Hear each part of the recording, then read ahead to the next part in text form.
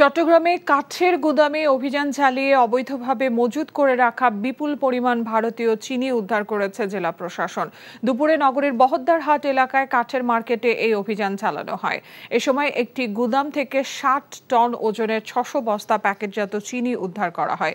অভিযানে নেতৃত্ব দেয়া নির্বাহী ম্যাজিস্ট্রেট জানান, ওই গুদামে ভারতীয় চিনির অবৈধ মজুত রেখে ফ্রেশ ব্র্যান্ডের নকল প্যাকেটে ভরে বাজারজাত করা হচ্ছে এমন খবরে ওই স্থানে অভিযান চালানো হয়। অভিযানের বিষয়টি টের পেয়ে অবৈধ মজুতদাররা পালিয়ে যায়।